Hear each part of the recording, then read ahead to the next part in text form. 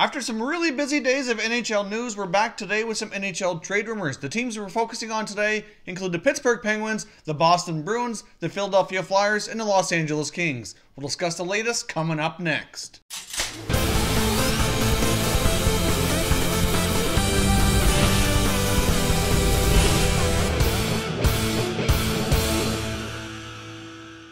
Hey everyone, and welcome back to another video here at Top Shelf Hockey. If you're new to the channel, thanks for stopping by. We review and discuss all 31 NHL teams, so if you're a huge hockey fan, consider subscribing and clicking the bell so you don't miss anything. So as I mentioned off the top, today I want to go over all the latest NHL trade rumors, and there's mainly 4 teams that we're talking about here: the Penguins, Flyers, Bruins, and Kings. Now, of course, some of these teams all have something in common, except for the Bruins, really. The other 3 are really starting to struggle, slipping in the standings, and I really want to make some changes here and try to salvage their season, especially in the cases of the Flyers and the Penguins. So let's get started with the Philadelphia Flyers. Now, as we know, they have a brand new general manager. They've officially hired Chuck Fletcher. The last time we really talked about Philadelphia on this channel, we were talking about the fact that he was likely going to be the guy, but after they made the announcement that he was hired, there was so much other news going on that I didn't do a dedicated video discussing the fact that he was finally officially hired. So in case you weren't aware, Chuck Fletcher is now officially the general manager for the Philadelphia Flyers. Of course, he's the former GM of the Minnesota Wild. So certainly will be interesting to see how Chuck Fletcher decides to proceed here. Now, it's fully expected he's going to take a little bit of time to really evaluate this team before he makes any rash moves.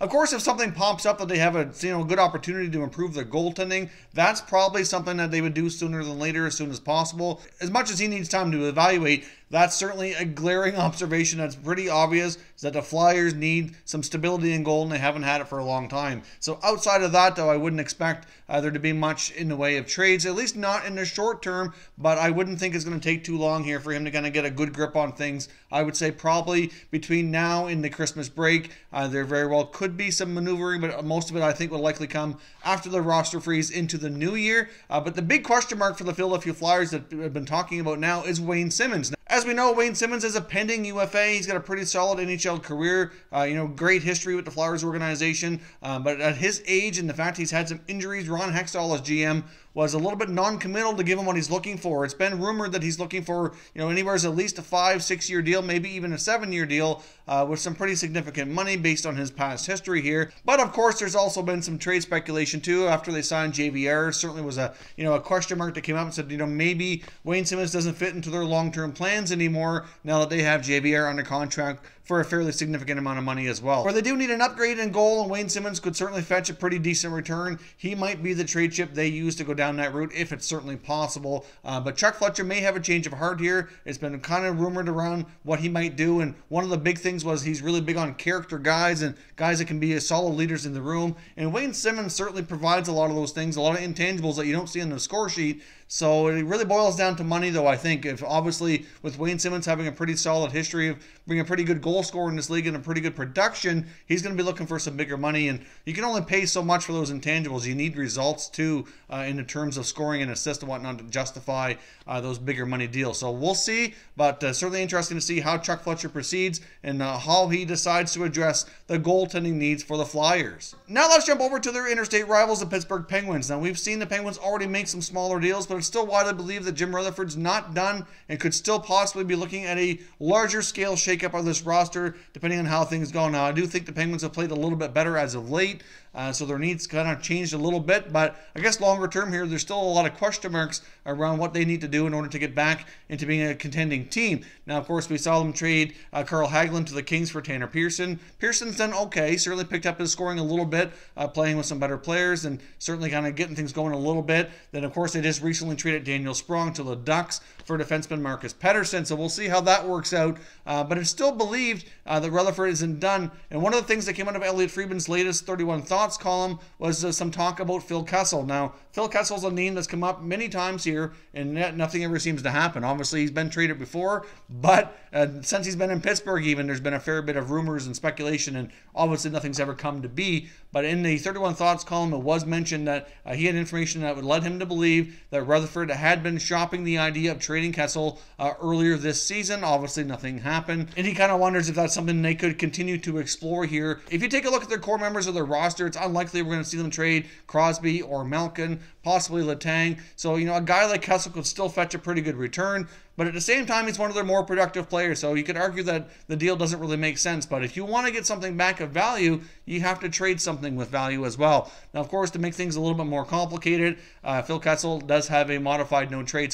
So he does have some degree of say over where he goes if he were to be moved anyway. So I highly doubt at this point that they're going to re-explore the idea of trading Kessel. But I wouldn't rule anything out if the Penguins happen to go on a major slide and look like they're definitely going to be out of the playoffs. So I wouldn't expect Jim Rutherford to do anything that drastic, but you just never know. Obviously, if they need a full shakeup here and a bigger scale player to be moved out, he's certainly a player, like I said, that could bring back some value. So we'll see. But I know I've seen some other videos out there talking about Phil Kessel as kind of like the headline about maybe being traded. I really don't see it going to happen, but obviously all that kind of comes from the Elliot Friedman's 31 Thoughts column, where he said that Rutherford was exploring it earlier in the year and wonders if that possibly might come back. I think it only comes back if the Penguins really slide and look like they're really going to be down and out and finishing low in the standings. But I think we'll probably see some other smaller moves leading up to the trade deadline to see if he can get this team rejuvenated and then kind of go from there. But I think we have some time before Pittsburgh makes anything too major on the trade front. Now, jumping over to the Boston Bruins here quickly, one quick update here just before I sat down to record. I've seen that the Bruins claimed Jamel Smith off waivers from the Dallas Stars, so there's another player added into their roster. But it has been rumored for some time now that the Boston Bruins would really like to upgrade their top 6 or top 9, ideally adding a center iceman, but they would consider a winger or somebody who can play both positions. The suggested return going out to achieve that is between guys like Anders Bjork, Ryan Donato, Danton Heinen, that they kind of feel those players all play a very similar role, and that one of those could go to bring back a different type of player. The latest I've seen is that they might have interest in Minnesota Wild forward Charlie Coyle. Now, Coyle could certainly provide what they're looking for, and I think if he was to play like a third line type of center role, that he very well might fit that bill and do a decent job for the Bruins. I don't think he, when you think of potential Bruins players who would fit in perfectly, he's not exactly the first name that kind of jumps out as a perfect fit, but it could potentially work. And apparently the Bruins have been kind of keeping their eye on Minnesota, and Coyle apparently is a player of interest to them from what I've read. So we'll see if anything comes from that. But I do believe that the Bruins are certainly going to be looking to make some upgrades before they get to the playoffs. At this point, they're kind of slipping down a little lower in the standings than they probably would have expected to be. Part of that's due to injuries and whatnot. But still, there's lots of time left, so they don't need to make any rash decisions here. But they've certainly been surprised by the Sabres' surgeons. I mean, I'm not surprised Buffalo is better this year. I am surprised that they're that much better so quickly. So if the Sabres continue to keep that up, and then you get the Leafs and the Lightning, Boston could be at best a wildcard team. And of course, the Habs have been doing better than expected as well. So they're certainly giving them some competition for a wildcard spot. So depending on how things go into Metro, it could be a tight squeeze for the Bruins. So I wouldn't be a complete shock to see them make a move sooner than later to try to make sure that they secure their spot here for the NHL playoffs before it gets to the deadline. Now, lastly, I want to touch on the LA Kings here real quick. Obviously, they're still in the basement of the Western Conference. They've made some minor moves as well, obviously trading Tanner Pearson. They've had some waiver claims, bringing in some fresh guys to try to see if they can make a difference here. But the LA Kings are going to have an abundance of forwards later on once they get everybody healthy here. I mean, Kovalchuk's the latest victim to go on IR. They've had some, like I said, some waiver pickups. So they have a lot of guys on that roster. But once everybody's healthy from IR, if they can get to the point where they might have 14 or 15 healthy forwards later on. So there's certainly all kinds of players to watch on that team. If they continue to have a poor season and don't get themselves near playoff contention, which is going to be very difficult at this point, then I wouldn't be surprised to see a bit of a sell-off as we approach the deadline. Kovalchuk's a name that certainly has come up as well, even though he's only in year one of that 3-year deal. He wasn't playing too badly before he got hurt. He was one of their more productive players. They may have to retain a little salary if they look to move him. I don't know, but certainly not a given that he gets moved, but he's a name that's generated some interest for sure, but he's going to be out for about a month. So if he does get moved, I think that would be something that would be more closer to the deadline.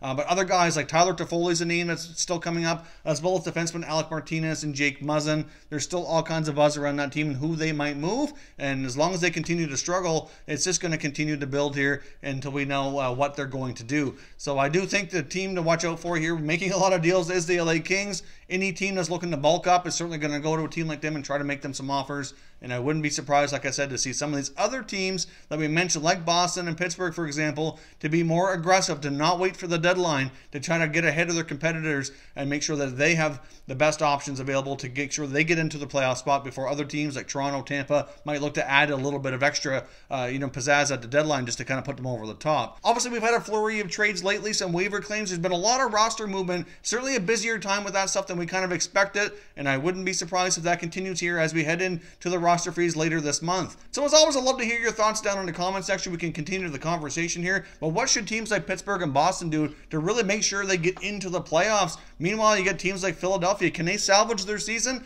and can the Kings get back into contention at all, or is it basically too late, and should they look to kind of sell off and kind of go through a rebuild or a retooling process? Let me know your thoughts, and we'll continue the conversation. If you're new to the channel here, I hope you consider subscribing. We cover all 31 NHL teams, and there is plenty of content here for all hockey fans to enjoy. So if you're new, hit that subscribe button and give this video a thumbs up before you go. I'd appreciate it if you did. As always, thank you very much for watching, everybody. We will catch you next time.